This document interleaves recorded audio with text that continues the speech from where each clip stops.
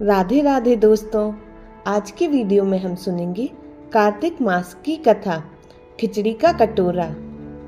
किसी गांव में एक बुढ़िया रहती थी और वह कार्तिक का व्रत रखा करती थी।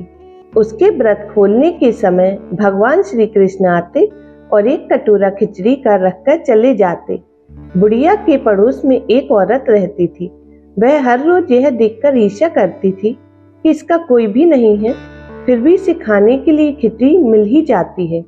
एक दिन कार्तिक महीने का स्नान करने बुढ़िया माई गंगा तट पर गई। पीछे से कृष्ण भगवान उसका खिचड़ी का कटोरा रख गए। पड़ोसन ने जब खिचड़ी का कटोरा देखा और देखा कि बुढ़िया नहीं है, तब वह कटोरा उठाकर घर के पिछवाड़े फेंक आई। कार्तिक स्नान के बाद बुढ़िया घर आई तो उसने खिचड़ी का कटोरा नहीं मिला। वह भूखी रह गई। बार बार एक ही बात कहती रही, कहाँ गई मेरी खिचड़ी और कहाँ गया मेरा खिचड़ी का कटोरा। दूसरी ओर पड़ोसन ने जहाँ खिचड़ी गिराई थी वहाँ एक पौधा उगा जिसमें 2 फूल खिले।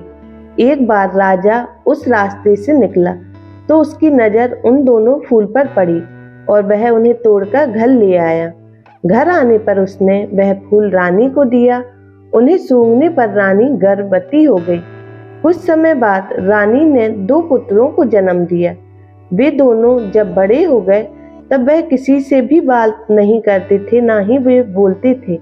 लेकिन जब वह दोनों शिकार पर जाते तब रास्ते में उन्हें वही बुढ़िया माई मिलती जो अभी भी वही बात कहती थी, कहाँ गई मेरी खिचड़ी और कहाँ गया मेरा खिचड़ी का कटोरा। बुढ़िया की बात सुनकर वह दोनों कहते हैं कि हम हैं तेरी खिचड़ी और हम है तेरा बेला। हर बार जब भी वह शिकार पर जाते तो बुढ़िया यही बात कहती और वह दोनों वही उत्तर देते।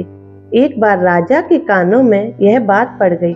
उसे आश्चर्य हुआ कि दोनों लड़के किसी से भी तो बात करते नहीं, ना बोलते हैं, तब यह बुढ़िया से कैसे बात करते हैं। राजा ने बुढ़िया को राजमहल में बुलवाया और कहा कि हमसे तो ये किसी से कोई बात करते ही नहीं है, तुमसे ये कैसे बात करते हैं। बुढ़िया ने कहा कि महाराज, मुझे नहीं पता कि ये कैसे मुझसे बोल लेते हैं। मैं तो कार्तिक का व्रत करती थी और कृष्ण भगवान मुझे खिचड़ी का बेला भरकर दे जाते थे। एक दिन मैं स्नान करके वापस आई तो मुझे वह खिचड़ी नहीं मिली। जब मैं कहने लगी कि कहाँ गई मेरी खिचड़ी और कहाँ गया मेरा बेला, तब इन दोनों लड़कों ने कहा कि तुम्हारी पड़ोसन ने तुम्हारी खिचड़ी फेंक दी थी तो उसके 2 फूल बन गए थे। वह फूल राजा तोड़कर ले गया और रानी ने सूंघा तो हम 2 लड़के हुए। हमें भगवान ने ही तुम्हारे लिए भेजा है। सारी बात सुनकर राजा ने बुढ़िया को महल में ही रख लिया। हे कार्तिक महाराज, जैसे आपने बुढ़िया की बात सुनी वैसे ही आपका व्रत करने वालों की भी सुनना। क्या आप सबको ये कार्तिक मास की कहानी पसंद आई है तो प्लीज कृपया हमें कमेंट करके जरूर बताइए। जय श्री कृष्णा, राधे राधे। धन्यवाद।